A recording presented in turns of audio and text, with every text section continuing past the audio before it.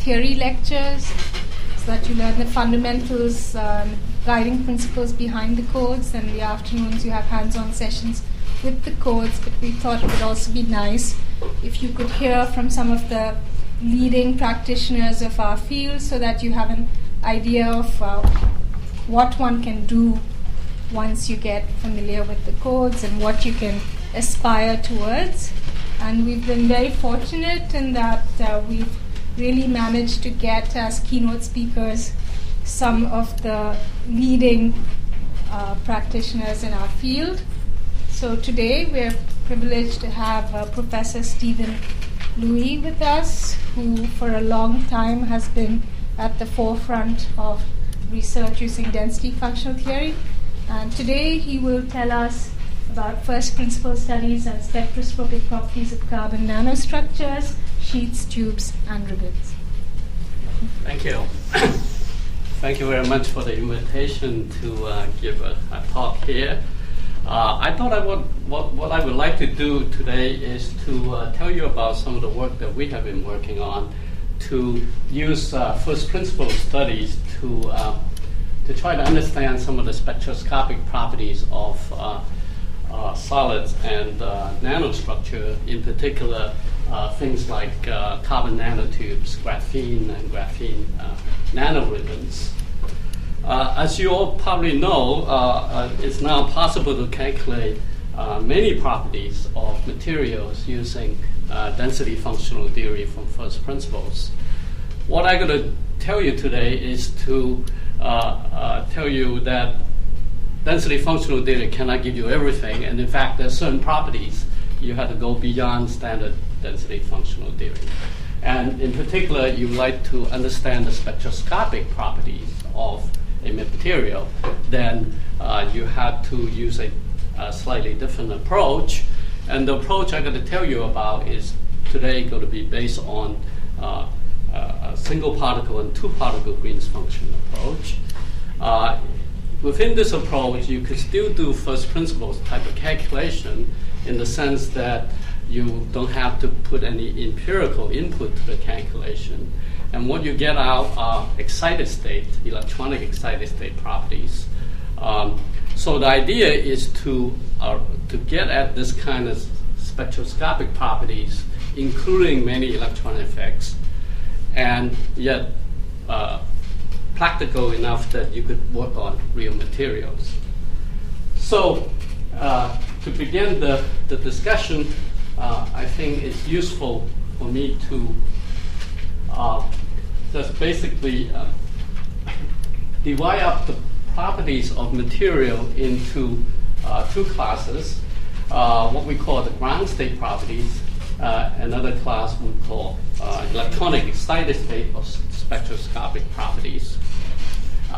Properties such as the structure of a material, cohesive energy, structural and vibrational property, and magnetic structure, and so on, are what we call ground state properties, because these are the property of a system when all the electrons are in the ground state, at least at low temperature. And many of these properties you could get out by knowing the total energy of the system as a function of the atomic components. And methods based on density functional theory, such as the ones that you learned today, this morning, for example, have been very successful in calculating this kind of properties for many materials. On the other hand, spectroscopic properties, such as those you measure in a photoemission experiment or transport or tunneling experiment, involves the creation of a specific excited particle above the ground state. And this requires different types of theoretical treatment than density functional theory, because we now have what we call an n+1 particle problem. This excited particle interacts quite strongly in general with the other particle in the system, and it actually acquires what we call self-energy. It renormalizes the property of the particle from that of a mean field treatment. And therefore, you need to explicitly put in those interactions in getting for spectroscopic properties. And one approach is the so-called quasi-particle approach, in which you look at the single particle excitation in terms of a mean field description plus corrections due to many body interactions. And one such approach is based on the GW approximation, in which you approximate the self-energy of the electron in terms of a series expansion in the screen Coulomb interaction. And I will describe that for you shortly. And then if one wants to look at optical properties, then this is an even more challenging problem, because now you have a n+2 particle problem. In this case, you had to include the interaction between the excited quasi-electron, the excited electron with the holes that's left behind. And this kind of electron-hole interaction or excitonic effects can be quite important in many materials, and they are in particular important in nanostructures, as you will see later. So this is the outline of the talk. Basically, I will begin with a brief introduction to calculation of quasi-particle excitations within the so-called GW approximation. And then we're going to discuss electron-hole interactions and their effects on the optical response of materials, in particular nanostructures.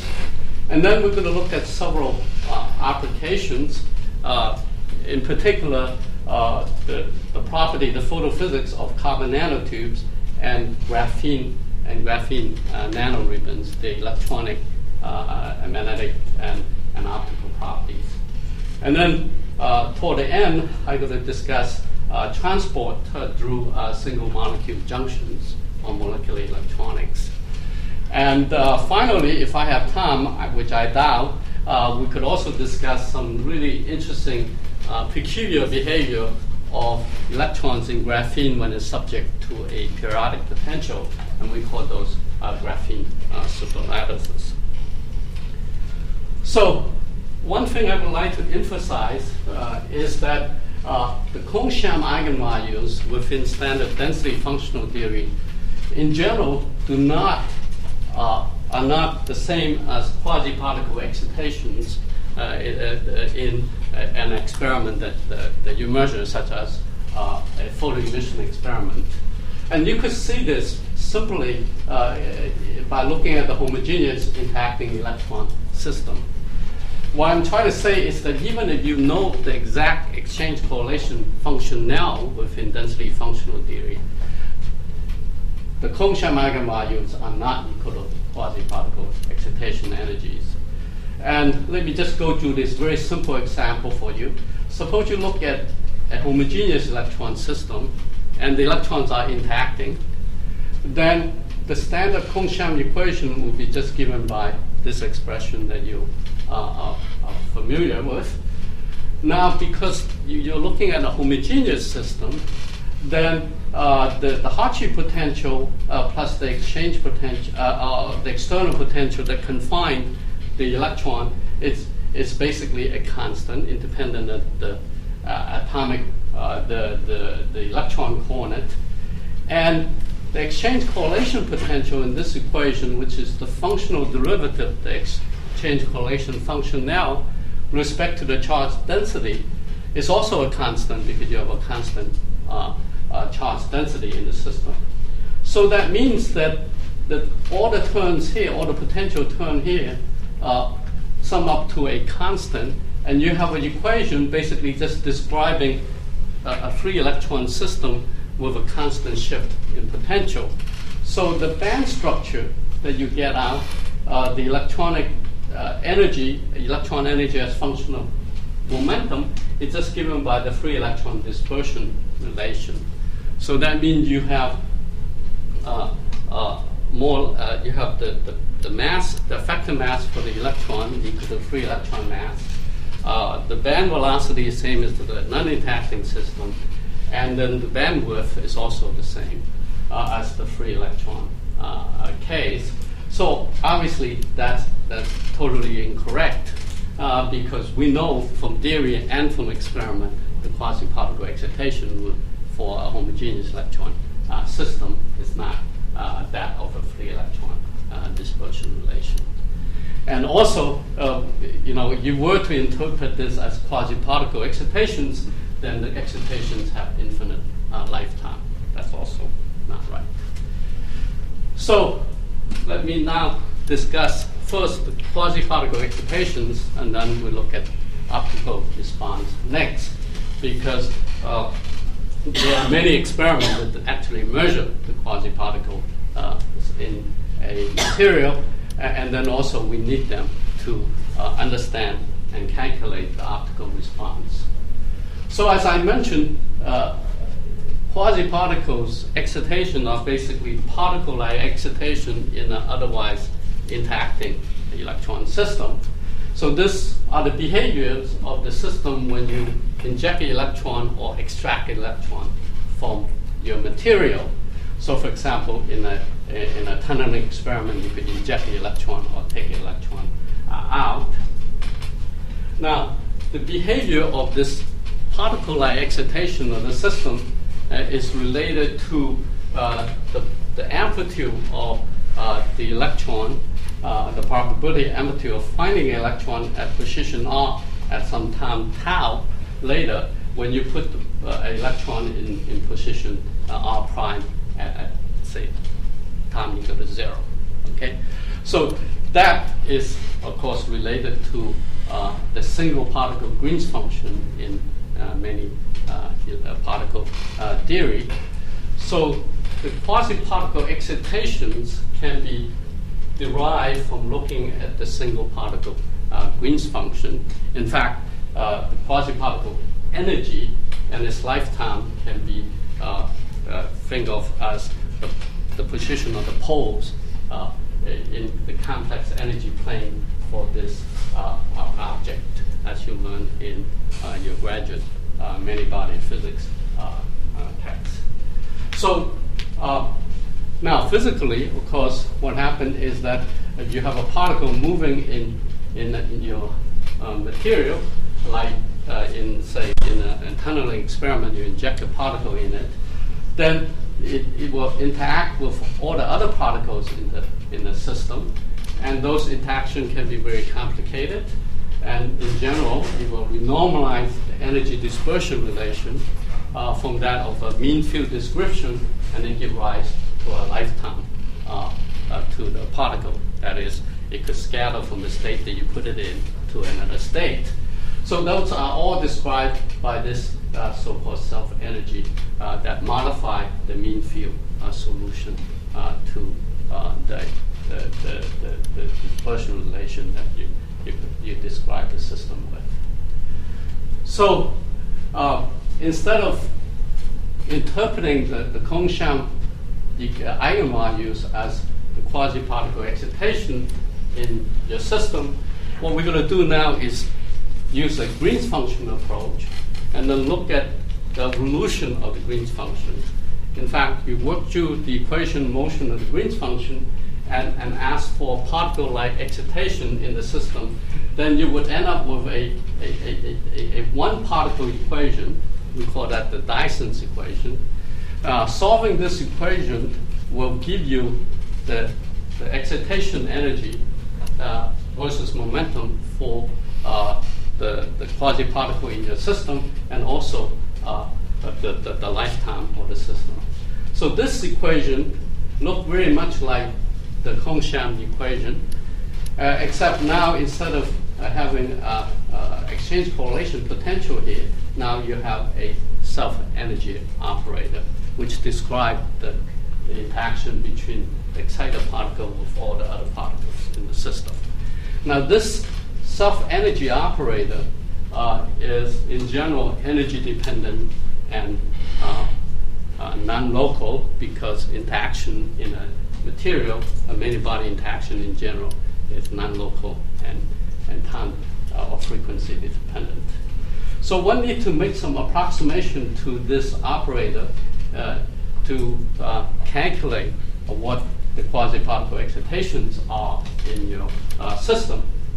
And normally in the many-body textbook, you would try to expand this operator in some kind of Feynman perturbation theory and using the Coulomb interaction. It turns out, as shown by Bedin in 1965, it's much better to do that expansion in terms of the screen Coulomb interaction in the system, because the idea here is because there are screening in a real material, the screen interaction is much weaker than the Bay interaction. So we've got to do perturbation theory, then using the screen interaction will give you a much faster convergence. So in fact, the GW approximation I mentioned to you in the first slide, second slide, correspond to taking this self-energy operator, doing the usual kind of Feynman-Dyson's many-body perturbation theory expansion, but in terms of the screen Coulomb interaction.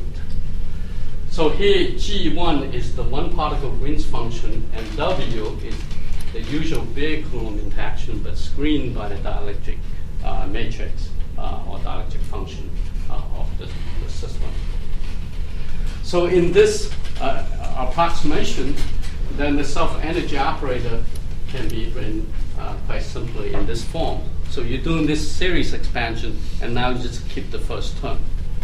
Okay, and so here is W is the screen Coulomb interaction, and G is the Green's function of the system.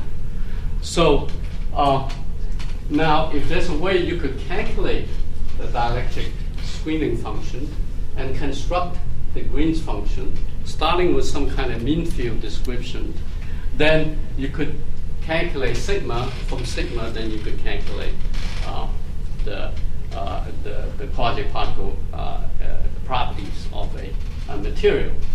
Now, because a material is inhomogeneous in general, the charge distribution, the dielectric matrix, in fact, depends on R and R prime separately, and of course, it's frequency dependence. So you need the full dielectric matrix. And then you need a reasonably good mean field so that you could start with a good set of wave function and energy to construct your Green's function. Okay. So when Hyperson and I did the first work on this almost 25 years ago, our philosophy is to write the many-body Hamiltonian, the full Hamiltonian, in terms of some mean field Hamiltonian plus the remaining term. And then you do the GW approximation on this remaining term. So what you would like to do is to get the best possible mean field, the kind of solution to the final quasi-particle description as close to the mean field solution as close to the final solution as possible to make this term small. So for moderately correlated electron systems, it turns out that density functional theory within LDA is actually very good. And if you do that, you will see that you get very good results for the quasi-particle energies. But you don't have to start with the LDA H0. You could use other starting point as the starting mean field. For example, you could use GGA or LDA plus U or some hybrid functional theory and so on. The whole idea is basically to get a good mean field starting point to do this kind of perturbation theory calculation. And very recently, there have been development in trying to get this best H0 using some iterative self-consistent scheme. So let me show you some results for from this kind of calculation. This is comparing the band gap of calculated insulating material with that of measured materials, band gap of measured materials. And as you probably know, if you take the cone-sham band gap as the real band gap, then you find that in general, then you have a large discrepancy, and that kind of misinterpretation of the cone-sham eigenvalue give you the so-called band gap problem. So here is the calculated band gap as a function of the experimental band gap for calculated results within LDA, and then these are the results from GW calculation. So the diagonal line corresponding to having the theory equal to the experiment. So if the theory is really accurate, then you should have every point lying on the diagonal line. And you see that the cone-sham eigenvalues, at least within LDA, significantly underestimate the gap. In fact, for some of the small gap materials, they can be negative. And within this GW approximation, in fact, you get very good agreement for a range of materials, a very small gap semiconductor like indium antimonide, to moderate-sized gap materials like C60 and gallium nitride, all the way to huge gap insulator like lithium fluoride. And GW calculation also for this kind of moderately correlated electron system also give you very good band dispersion when you compare it to angle results for the emission experiments. Now let me turn to the optical properties.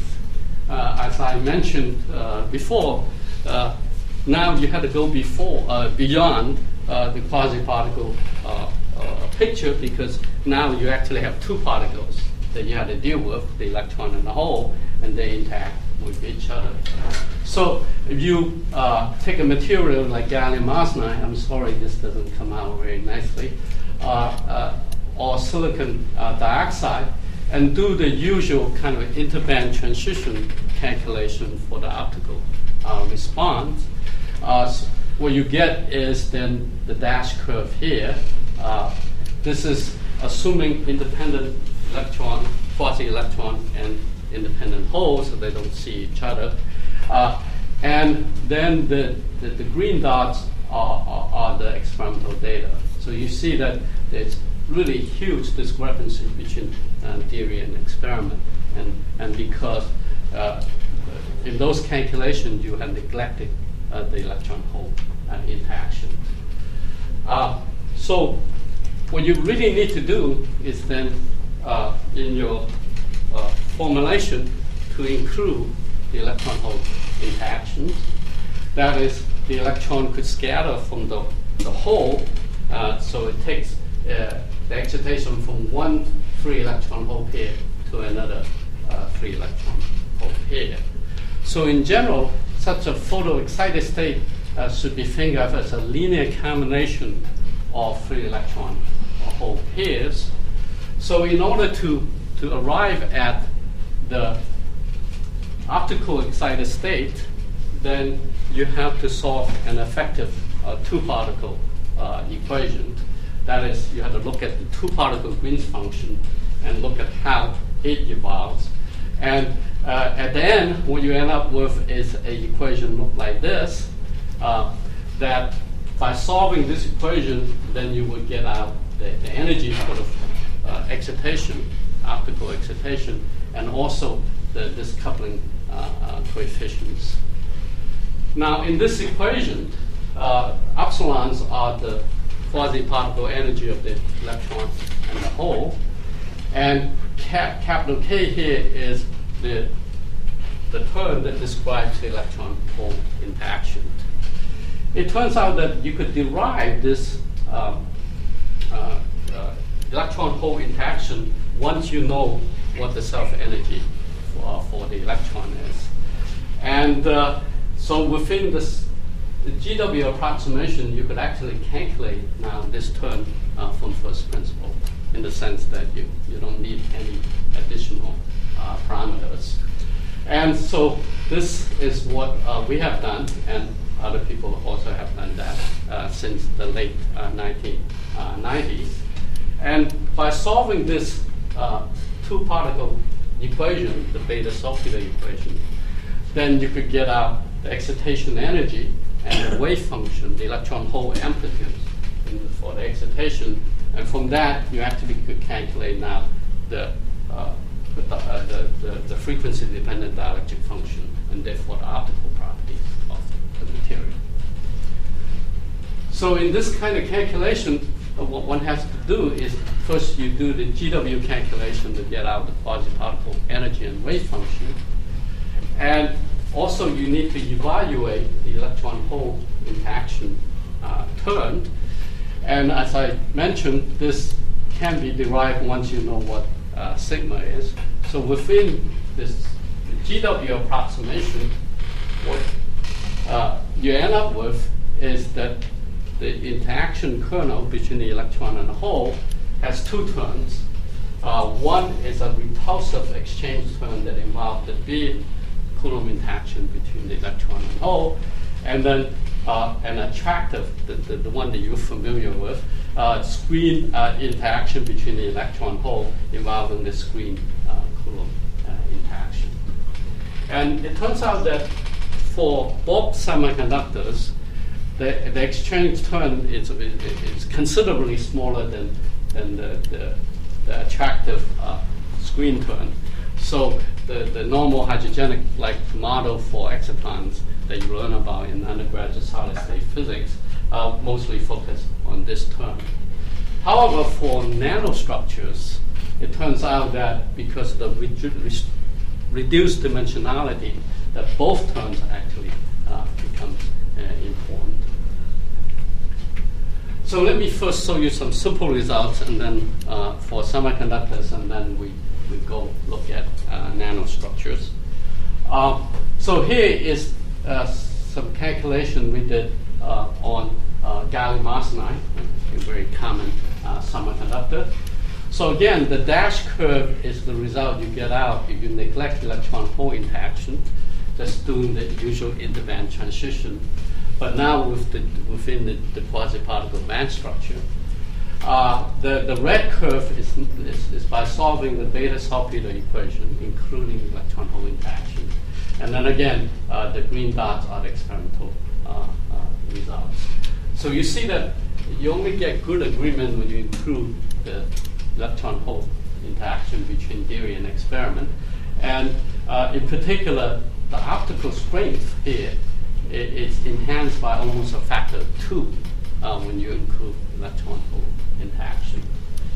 And this peak right here, the so-called E2 peak in gallium arsenide, is now shifted to lower energy by almost a half a volt and enhanced in strength to give you much better agreement between theory and experiment.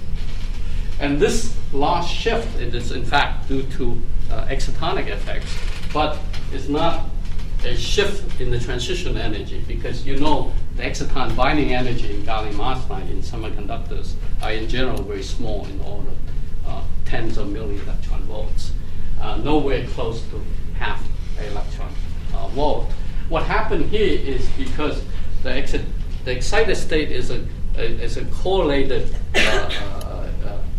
system of linear combination of electron hole pairs. So what happened is that at the low energy side of this peak, the oscillator strain constructively add together to give you an enhancement in the optical transition strain. But on this side, it actually destructively interfere and suppresses the optical strength. So it gives you an apparent shift in the order of a half an electron volt.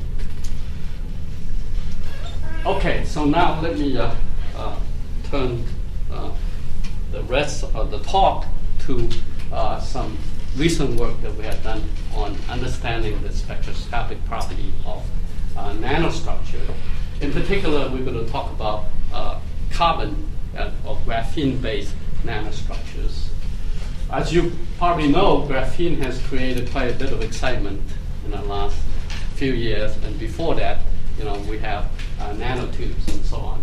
So graphene, in fact, is the mother structure of many interesting nanostructure that has been synthesized and studied, including the fluorines in the 80s, the nanotubes in the 90s, now single layer and bilayer graphenes.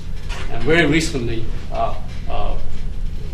we have looked at, and experimentalists also can now make ribbons of graphene, and they have very interesting properties too.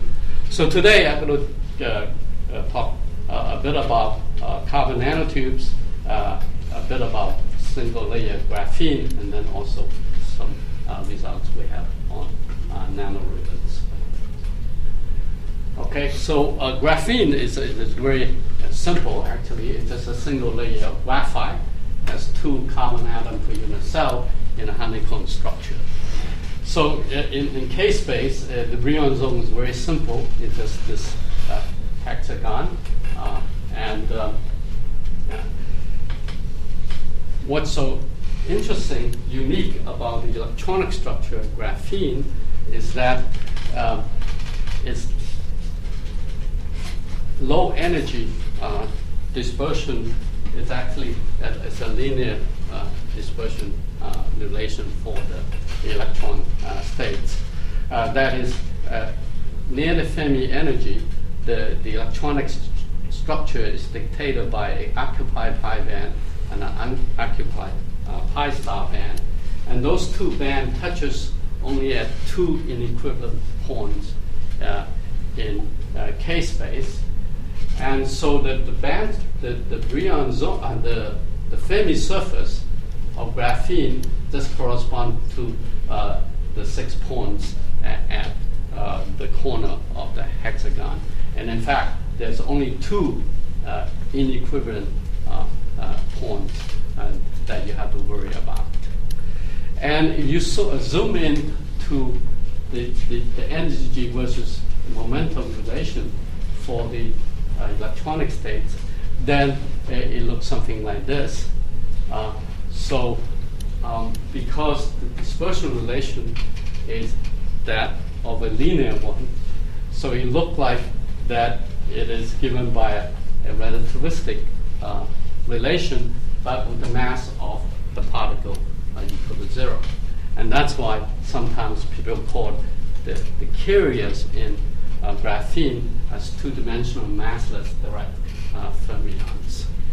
And theoretically, this band structure for graphene has been known for decades, since 1947, and people in fact have used this band structure to understand many of the properties of carbon nanotubes.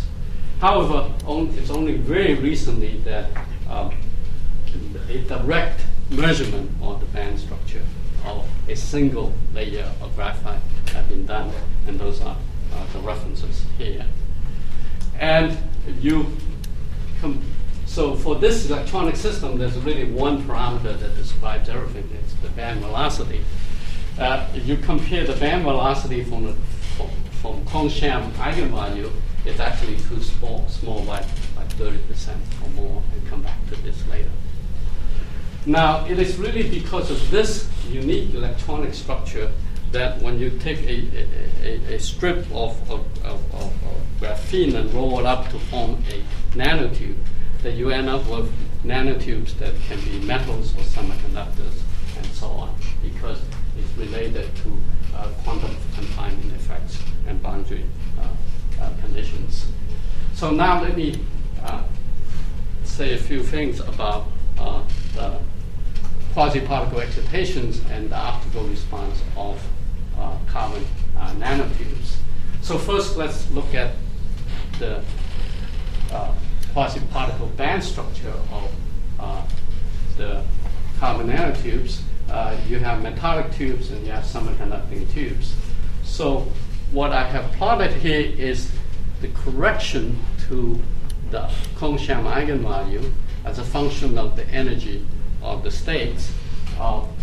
And what you see is that they are quite different behavior depending on whether they are metallic tube or semiconducting tube. When you have a metallic tube, basically the correction is pretty straightforward. It stretches the band and changes the band velocity. But the stretching of the band actually depends on the diameter of the tube. It could range from 15 to 35% come back to this later.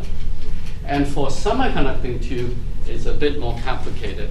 It opens up the gap, and then it also stretches the band. And the opening up the gap can be quite large.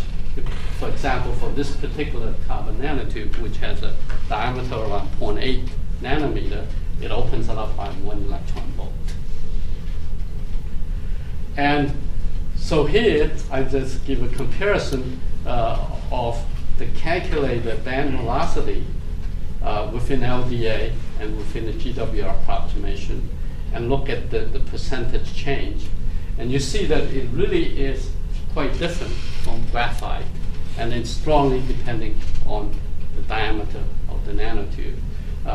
Goes from 15% kind of correction to all the way around 40% for a single graphene layer, which is the case of infinite diameter carbon nanotube.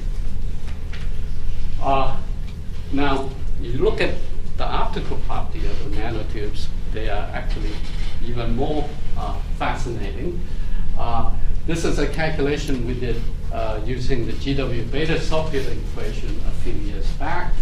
And what we discovered is that the optical spectrum of carbon nanotubes, the semiconducting ones, are completely dominated by excitons, even at room temperature. And the exciton binding energies are extraordinarily large. So this is a particular calculation for the A0 carbon nanotube, which is a semiconductor. And the blue curves correspond to the case you calculate the absorption spectrum neglecting electron holding interaction. And the red curve correspond to when you include it by solving the beta sulfate equation.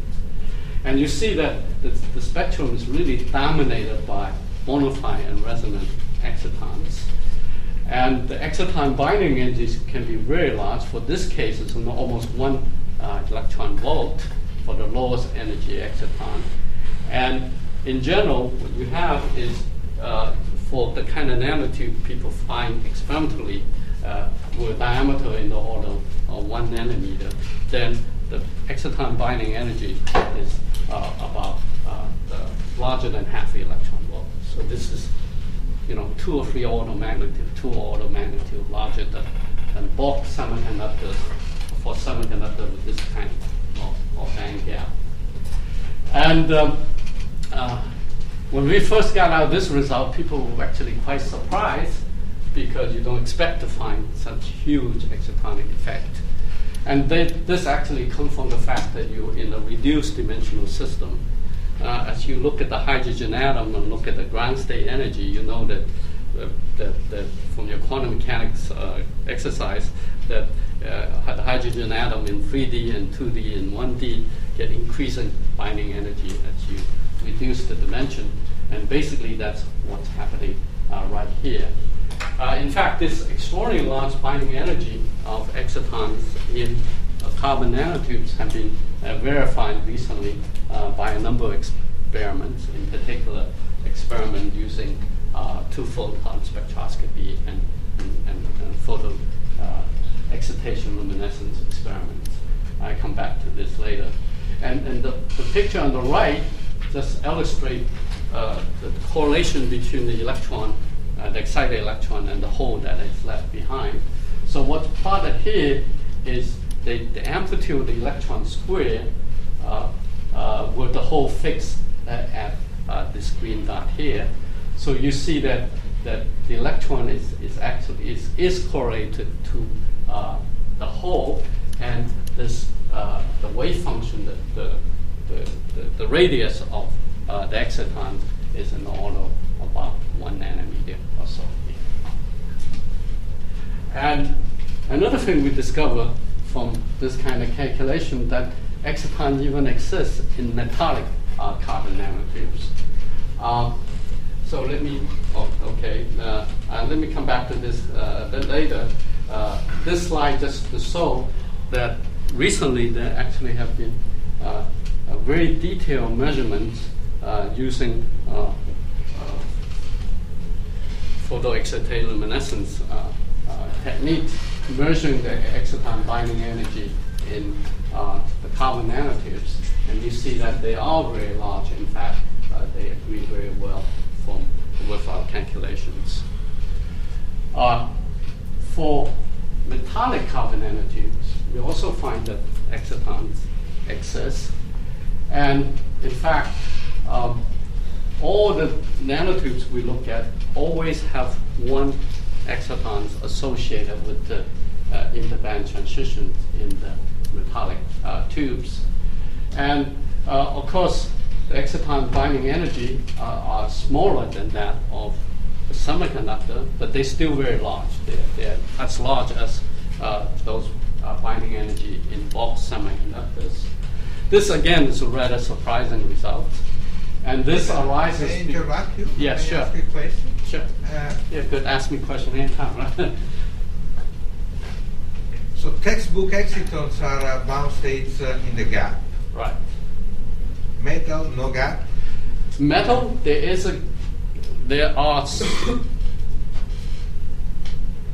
symmetry gaps, right? So in certain metallic carbon nanotubes, you actually have, for example, for this system at 1202, there are electron hole excitations in this range, but it is of a different symmetry than those of photoexcitable electron hole pairs. So that's why it doesn't. Which means that those bound states are not coupled to any of the continuum states? Right. So that's this one. But this one, in fact, can couple to the continuum. And in fact, it does. And you look very carefully on the line shape that we calculated, it actually has a funnel-like line shape. So you could have resonant, very strong resonant excitons, and also have truly bound excitons in the metallic system.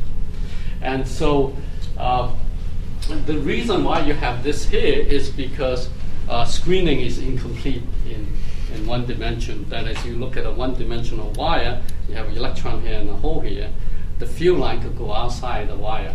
So the carrier that are confined to move on the wire cannot really effectively screen the electron hole interaction. So that's one reason why you have excitons in the metallic nanotubes. And the second reason is, of course, that again, going back to your quantum mechanics, first year quantum mechanics, it's much easier to form a bound state in a 1D potential well than in a 3D potential well.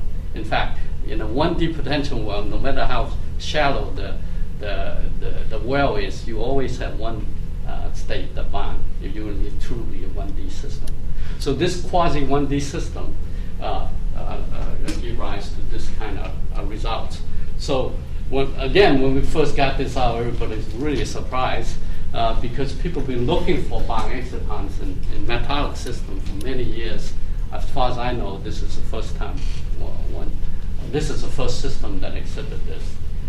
And in fact, very recently, colleagues of mine at Berkeley, Fang Wong and Ron Shen, together with Tony Hein at Columbus, has done absorption experiment on a single suspended metallic carbon nanotube. And what they find indeed a strong signature of a bound exciton in the metallic tubes. This is the case of a 21-21 metallic tube. This is absorption as a function of frequency, and the symbols are the experimental data, and then you try to fit that to an interband transition model, then you were not able to fit it at all. But this profile for the absorption, in fact, corresponds very well with our theory, which has an exciton binding energy of 50 millielectron volt and exciton radius of about 3 nanometers. So these are weaker excitons, but nevertheless they are bound excitons, and there are excitons in the system.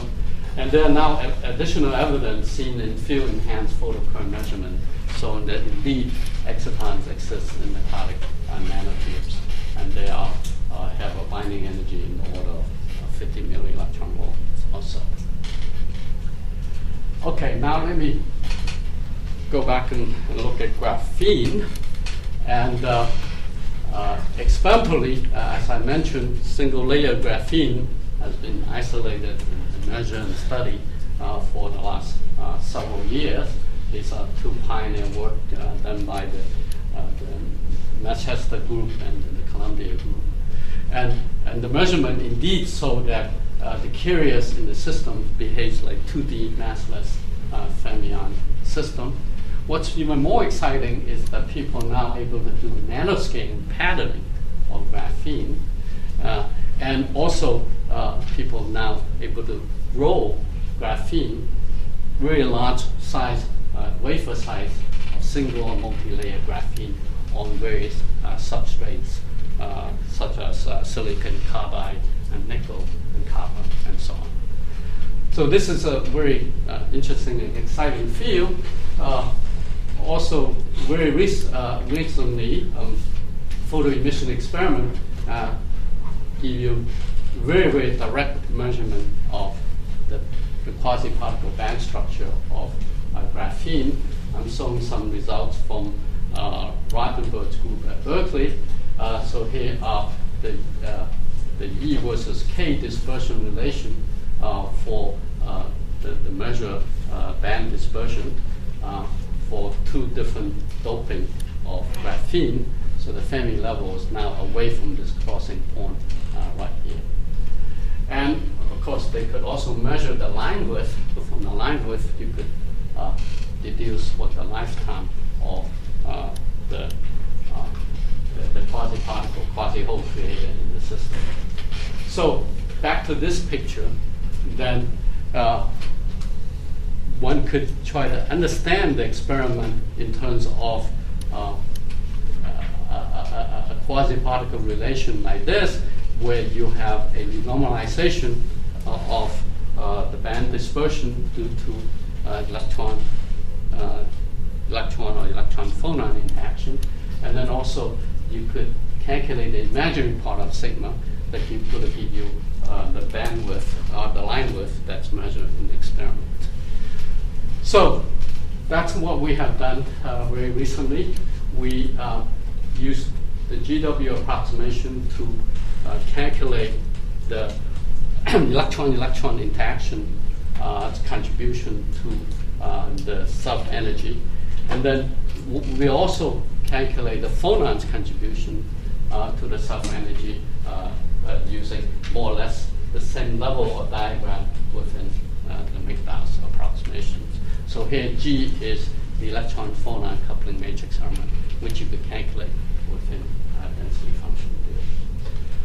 So here's our result for graphene to try to compare to angle result for the emission experiment.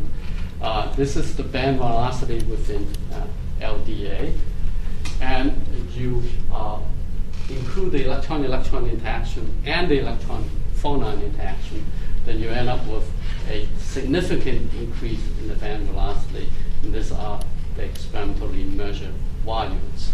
So what we find is that there's a large band velocity in the normalization. The electron-electron interaction, in fact, increases the band velocity by about 30% to 40%, depending whether you include substrate effects. And the electron-phonon self-energy, in general, decreases the band velocity, and they decrease by around 5%. And the doping and substrate effects also play a role, because the self-energy in this kind of diagram, involve the screen interaction. So you have a substrate, you have to take care of it. Now, we could also look at the imaginary part of the self-energy and then compare that to the line width that's measured in the experiment. And that's a comparison between the measured line width in the experiment with that of the calculation. And this is the red curve is the final result we have. It's a sum of the electron-electron contribution and electron-phonon contribution. And what you see is it is at high binding energy for the photo-excited electrons, then it's really dominated by the electron-electron interaction. In fact, this bump is due to the electron-plasmon interaction, 2D plasmon interaction in the system. And then the electron-phonon give you a significant contribution near the Fermi energy, but away from it, it is not that important. So you really need both electron-electron and electron-phonon interaction that explain the line width seen in experiment. Now let me turn to the subject of nanoribbons. You could imagine you could cut a piece of graphene into thin ribbons. So you would expect that maybe like carbon nanotube, you could find some interesting property associated with the nanoribbons. So what you find is indeed nanoribbons can have a number of very interesting properties. For example, we find that for common homogeneous edge graphene nanoribbons, they're all semiconductors. And the band gap scale is like 1 over the width of the ribbon. And it's approximately 1 electron volt when the width is in the order of a few nanometers when you consider electron-electron interaction taking electron-electron interaction into account. In fact, this feature has been found by Hamji Dai's group at Stanford very recently. Another thing we find is that for certain type of graphene nanoribbons, you can make it into a half metal by applying a transverse electric field to the ribbon. And in this state, the carriers in the system is 100% spin polarized and is tunable. So if this is borne out experimentally, it can be quite exciting because you could use it for nanoscale spin generation and injection. And finally, you find that the optical response of graphene nanoribbons are also dominated by excitons, very similar to carbon nanotube, except here the excitons can have quite different and interesting properties. So let me just show you a few results. First, the band gap of the carbon, the graphene nanoribbons. See, as you cut graphene into ribbons, you could imagine that you could cut it in different direction to give you different edge shapes and you have different width. So one kind of ribbon that hasn't been observed commonly is the so-called armchair ribbon. Another type is the so-called zigzag ribbon, and we'll talk about it later. So here the ribbon has this so-called armchair shape, and then we're going to label the ribbon by the number of diamond rows that form the width of the ribbon. So you do a tight binding calculation for such a ribbon within a pi electron only tight binding calculation, then you would find that it comes into three families depending on the width. And one family all metal, another family semiconductors. This is basically a kind of quantum confinement effect. If you do a density functional calculation within LDA, then you find that the edge effects actually changes the picture, and now you have them all semiconductors, but they do come in family of three. And as I mentioned before, you shouldn't really interpret the Kongshamn gap as real gaps, and you do a GW calculation on the ribbons, and what you find is that there's significant opening up of the gap, much bigger than bulk semiconductors. So now you see that if you have a ribbon with a width in the order of few nanometer, then you should have a gap in the order of 1 electron volt, which is a very desirable range if you want to use ribbons as nanoscale electronic component. Another system we look at is the so-called zigzag graphene ribbons, which are ribbons with shape look like this, zigzag shape. And this system also is very, very interesting. You neglect the spin degree of freedom and do a calculation on such a ribbon. What you find is that there is a very flat band exactly at the Fermi energy, and that corresponds to edge states at the edges of the ribbon. Now, there are actually two localized edge bands here. One with the electron localized on one edge and then the electron localized on the other edge. Now, nature doesn't like to have huge density state at the Fermi level, and you would expect that some kind of corroborative effect, like magnetism, might come in to break this degeneracy here. So indeed, if you do a calculation, a spin product calculation for this kind of ribbon, then what you find is that the edge states induces a magnetism in the system. The system becomes an anti-ferromagnetic insulated material, and a gap opens up. And near the band gap, you have a two-fold degenerate band here, and these are edge state bands. And in fact, these edge state bands are quite interesting. One of the bands has the electrons localized on one edge. Another band has electrons localized on the other edge, same as the case of the non-spin polarized calculation. Except in this case, now what you find is for the edge states, the electrons are ferromagnetically coupled along the edge, but they're anti-ferromagnetic coupled across the width of the ribbon. So you have a total, you have a anti-ferromagnetic system when you consider both edge states. And what we have done is to apply a transverse electric field to such a ribbon. And what we find is a very interesting effect. The electric field actually split the spin up and spin down degeneracy. And it pushes one type of spin into the gap and pushes the other type of spin away from the gap. So at some critical field, the bands overlap and you have a metal, and the carriers in the system is now 100% polarized. In fact, you don't have to reach this critical field to get a half metallic state, because at any field, if you gate or dope the system to move the Fermi level, then you could have a system with 100% spin polarization. So this is, again, a very interesting phenomenon that might have some possible applications. In this state, the spin polarization is 100%, as I mentioned, is tunable and reversible. That is, if you reverse the electric field, then the opposite spin type will push into the gap. And the phenomenon is really related to the fact that when you apply an electric field across the ribbon, there's a potential drop change from one edge to another edge, and shifting the edge states. So this effect is more pronounced for a given electric field if the ribbon is bigger. And we have also looked at the optical property of this kind of ribbon.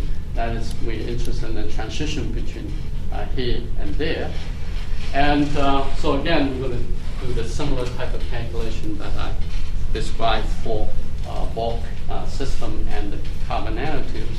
And what we find here, again, is that the exotonic effects are extraordinarily important for the ribbons, which is not surprising because you, again, have a fuzzy one-dimensional system. Here, for this particular ribbon, which has a width of about